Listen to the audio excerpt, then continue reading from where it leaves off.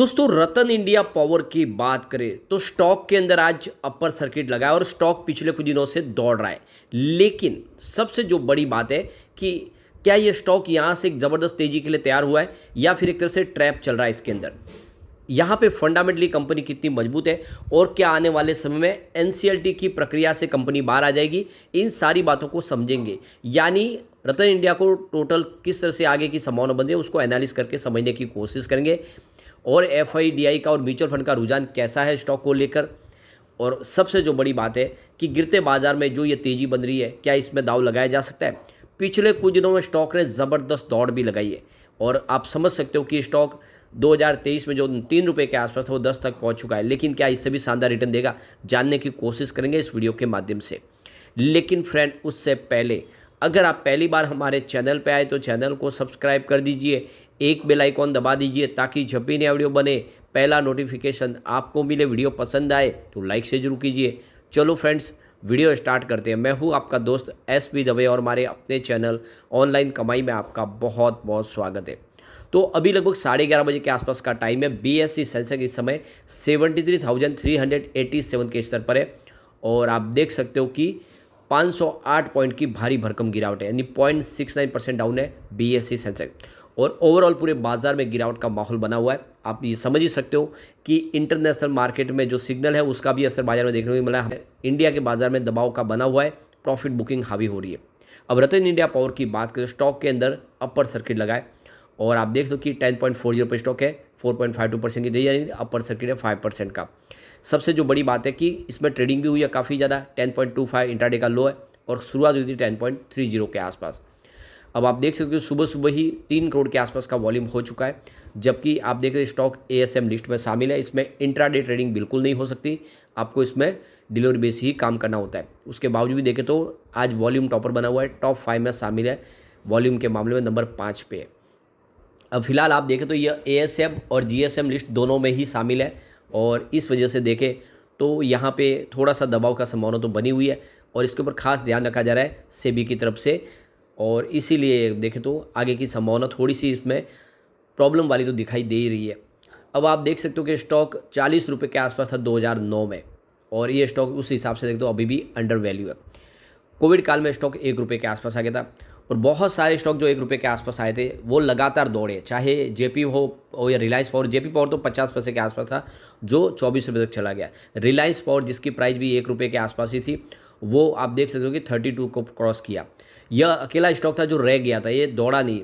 और आप देख सकते हो ये काफ़ी समय तक उसी प्राइस के आसपास था, 3 रुपये तक आपको ये 19 मई 2023 को दिखाई देगा। लेकिन अब आप देख सकते हो कि पिछले 1 साल में ये स्टॉक 3 रुपये से 10 रुपये हो चुका है और काफ़ी अच्छा दौड़ा है। क्या आगे से भी संभावना इसके और तेज़ी की बन रही है? तो मार्केट एक्सपर्ट संजीव भसीन इसको लेकर बहुत ज़्यादा बुलिश है। तो ये देख सकते हो कि मार्केट एक्सपर्ट संजीव भसीन का कहना है कि पावर सेक्टर में आने वाली तेज़ी ऐसी होगी जो अब तक किसी ने नहीं देखी होगी। तो उनके हिसाब से अभी बहुत बड़ी तेज़ी आनी बाकी है।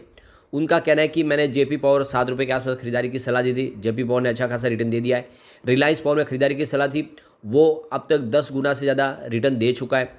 रतन इंडिया पावर भी 9 रुपये के आसपास सलाह दी है खरीदने की और रतन इंडिया पावर को लेकर उनका कहना है कि इनके पास 2700 मेगावाट के थर्मल पावर प्लांट है।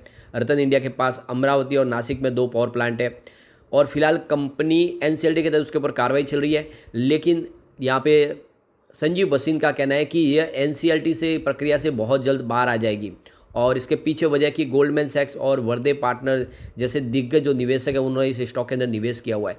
तो जो ग्लोबल मार्केट एक्सपर्ट है वो निवेश कर रहे हैं स्टॉक के अंदर और इसे बहुत जल्द ये एनसीएलटी के बाहर आने का रास्ता दिखाई दे सकता है। और एक बार एनसीएलटी के प्रक्रिया से बाहर निकल गया है, यानी जो दिवालिया प्रक्रिया से बाहर आ गया, तो इसमें बड़ी तेज़ी बन सकती है। तो फिलहाल सारा दारोमदार एनसीएलटी की प्रक्रिया खत्म होने तक हमें इसमें देखनी होगी, क्योंकि जब तक एनसीएलटी के साथ में ये बना हुआ है, इसके ऊपर दिवालिया प्रक्रिया की तलवार लटक रही है, तब तक रिस्क बना हुआ है।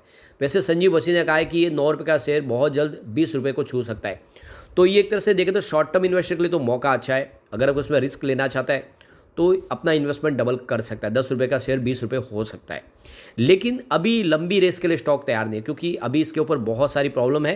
कंपनी लगातार भारी कर्ज में भी है और कंपनी के ऊपर दिवालिया प्रक्रिया चल रही है, यानी एनसीएलटी के तहत इसके ऊपर कार्रवाई चल रही है। और इसीलिए लॉन्ग टर्म इन्वेस्टर रिस्क लेने से बचे जो यहाँ पे सिर्फ शॉर्ट टर्म में अच्छा पैसा कमाना सकते हैं। जिस तरह से एक बार एक बुलिश ट्रेंड में स्टॉक आया, हो सकता है कि थोड़ा और बढ़े, तो यहाँ पे उसके लिए एक रास्ता खुला हुआ है कि वो निवेश कर सकता है। लेकिन मेरे हिसाब से जो आप सेफ और सिक्योर निवेश की तरफ देख रहे हो, तो ये स्टॉक उस हिसाब से अभी ठीक नहीं लग रहा है। आप देखें तो इसका रिवेन्यू भी गिरा है। दिसंबर 2022 में 931 करोड़ के आसपास था, जो दिसंबर 2023 में 888 करोड़ के आसपास है। वैसे सितंबर के मुकाबले कुछ बढ़ा है, सितंबर में 885 करोड़ का रिवेन्यू था। अब सबसे जो बड़ी प्रॉब्लम है वो है भारी भरकम लॉस। दिसंबर 2022 में 480 करोड़ का लॉस था। इस बार दिसंबर 2023 में 587 करोड़ का लॉस हुआ है। वैसे सितंबर में 633 करोड़ का लॉस था। तो क्वार्टर ऑन क्वार्टर बेसिस पे लॉस थोड़ा सा घटा जरूर है, लेकिन ईयर ऑन बेसिस पे अभी भी बड़ा लॉस है और कंपनी लगातार लॉस में बनी हुई है, ये भी आपको ध्यान रखना है। इसके अलावा जो नेटवर्थ है वो लगातार बड़ा निगेटिव हो रहा है। देख दो कि 2020 में जरूर कंपनी 426 करोड़ के पॉजिटिव नेटवर्थ के साथ थी, लेकिन अब इस समय 2023 में 4533 करोड़ निगेटिव नेटवर्थ है, और ये सबसे बड़ी चिंताजनक बात है। तो ऐसे में हम कह सकते हैं कि रिस्क स्टॉक के साथ बहुत ज़्यादा है। अब इसके फंडामेंटल एक बार देख लेते हैं। तो सबसे पहले पॉइंट जो है वो है निगेटिव एनुअल रेवेन्यू, जिसमें 2.99% की गिरावट देखने को मिल रही है, जो लास्ट ईयर 3559.36 करोड़ के आसपास रहा है। सेकेंड पॉइंट भी निगेटिव, वो है क्वार्टरली रेवेन्यू, जिसमें 5.1% की गिरावट देखने को मिल रही है ईयर ऑन बेसिस पे, जो 888.3 करोड़ के आसपास रहा। लेकिन तीसरा पॉइंट पॉजिटिव, वो है एनुअल नेट प्रॉफिट, जिसमें 5.63% की वृद्धि देखने को मिल रही है, जो लास्ट ईयर 1869.85 करोड़ के आसपास रहा। इसके बाद अगला पॉइंट फिर से निगेटिव, वो है क्वार्टरली नेट प्रॉफिट, जिसमें 22.35% की गिरावट हुई है, जो देख सो कि ईयर ऑन बेसिस पे 586.97 करोड़ के आसपास रहा। इसके बाद अगला पॉइंट पॉजिटिव, वो है स्टॉक की प्राइस, जिसमें 220% की शानदार वृद्धि हुई है। तो काफ़ी अच्छा प्रदर्शन किया है पिछले दिनों इसने अपने सेक्टर के मुकाबले। अगला पॉइंट निगेटिव, वो है प्राइस टू अर्निंग रेशियो, जो -2.48 है, तो ये निगेटिव पॉइंट है इसके लिए। इसके बाद अगला पॉइंट पॉजिटिव, वो है डेट टू इक्विटी रेशियो, जो -2.34 है, लेस देन 1 है, ये इसके लिए हेल्दी पॉइंट बन रहा है। एक पॉइंट और पॉजिटिव, वो है म्यूचुअल फंड की होल्डिंग, जो लास्ट क्वार्टर में इंक्रीज हुई है। इसके बाद अगला पॉइंट न्यूट्रल, वो है प्रमोटर की होल्डिंग, जो अनचेंज है 44.06% के आसपास। इसके बाद अगला पॉइंट निगेटिव, वो है इंटरेस्ट कवरेज रेशियो, जो 0.42 है, ये लेस देन 1 है, और इसके लिए निगेटिव पॉइंट बन रहा है। एक और निगेटिव पॉइंट है, वो है प्रमोटर के 88.65% जो शेयर है वो गिरवी रखे हुए। तो कुल मिला के यहाँ पे जो निगेटिव पॉइंट की बात कर ले, तो टोटल 6 निगेटिव पॉइंट आपको यहाँ पे दिखाई देंगे, और पॉजिटिव पॉइंट मात्र 4 है, और एक न्यूट्रल पॉइंट है। तो इसका मतलब ये कि निगेटिव पॉइंट ज़्यादा है, रिस्क बहुत ज़्यादा है, ये आप क्लियरली समझ सकते हो फंडामेंटल के हिसाब से देखें तो कुल मिला के देख सकते हो कि इसमें जो बहुत ज़्यादा रिस्क ले सकता है और शॉर्ट टर्म में पैसे कमाना चाहते हैं, वो थोड़ा सा यहाँ पे दाव लगा सकते हैं। पर ओवरऑल मेरे हिसाब से ये जो निवेश है यहाँ पे सुरक्षित नहीं है, क्योंकि कंपनी लॉस में है, कंपनी के ऊपर NCLT की तलवार लटक रही है, और इसीलिए यहाँ पे रिस्क बहुत ज़्यादा बन रहा है। कंपनी के आने वाले समय फ्यूचर प्लान कैसे आए होंगे वो भी देखना होगा, क्या कंपनी रणनीति अपना रही है वो सब कुछ देखना होगा। ऐसे में जो फ्रेश इन्वेस्टमेंट करना चाहते हैं वो थोड़ा सा ये भी फिलहाल अवॉइड करें, लेकिन जो इन्वेस्टमेंट कर चुके हैं उनको थोड़ा प्रॉफिट मिल रहा है, तो थोड़ा सा प्रॉफिट यहाँ पे बुक कर सकते हैं, क्योंकि मुझे लग रहा है कि स्टॉक के अंदर आने वाले समय कुछ गिरावट फिर हो सकती है। यहाँ पे शेयर होल्डिंग पैटर्न देखें तो प्रमोटर की होल्डिंग अनचेंज है 44.06% के आसपास, 88.65% के शेयर गिरवी है, ये सबसे बड़ी प्रॉब्लम है। लेकिन एक अच्छा आंकड़ा है, वो है एफआई का। एफआई ने यहाँ पे जम के खरीदारी किया पिछले 3 क्वार्टर में लगातार। 0.48% की होल्डिंग थी सितंबर में, दिसंबर में ये 0.76% हो चुकी है, मार्च आते 2.04% का ज़बरदस्त निवेश, यानी एफआई इस स्टॉक को तेज़ी से ऊपर लेके जाना चाहते हैं, उसमें प्रॉफिट कमाना चाहते हैं, और उस हिसाब से मुझे लग रहा है कि इसके लेवल के जो स्टॉक है दौड़ चुके। ये भी स्टॉक शॉर्ट टर्म में 15 रुपये या 20 रुपये तक जा सकता है, और रिस्क के साथ निवेश के बारे में सोचा जा सकता है। इसमें DI का निवेश भी बढ़ा है, 0.08% की होल्डिंग थी सितंबर में, दिसंबर में 0.09% हुई, मार्च में 0.11% की होल्डिंग है। इसके अलावा म्यूचुअल फंड की बात करें तो 0.04% की होल्डिंग थी सितंबर में, दिसंबर में 0.06% हुई, फिलहाल 0.08% की होल्डिंग है। तो FI, DI और म्यूचुअल फंड सब ने होल्डिंग बढ़ाई है मार्च में। सिर्फ जनरल पब्लिक की होल्डिंग घटी है, 55.38% की होल्डिंग थी सितंबर में, जो दिसंबर में घट के 55.08% हुई, फिलहाल 53.79% की होल्डिंग है। तो ओवरऑल देख सकते हो कि अगर सब कुछ ठीक रहा, यानी अगर NCLT से ये बाहर आ सकता है, क्योंकि इसमें गोल्डमैन सैक्स और वर्धे पार्टनर जैसे बड़े निवेशकों ने निवेश किया, उन्होंने भरोसा जताया, तो यह निकट भविष्य में ये स्टॉक आने वाले 5 से 10 साल में 100 का टारगेट दिखा सकता है।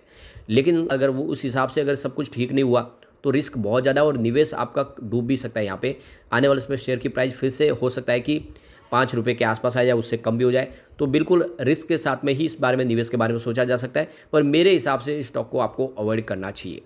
लेकिन फ्रेंड, कोई भी इन्वेस्टमेंट करने से पहले अपने फाइनेंशियल एडवाइजर से बड़े ले ले या अपना खुद का रिसर्च करें, क्योंकि मैंने वीडियो आपके एजुकेशनल पर्पज़ के लिए ही बनाया। वीडियो पसंद आए तो लाइक से जरूर कीजिए और चैनल को सब्सक्राइब कर दीजिए। Thank you friend.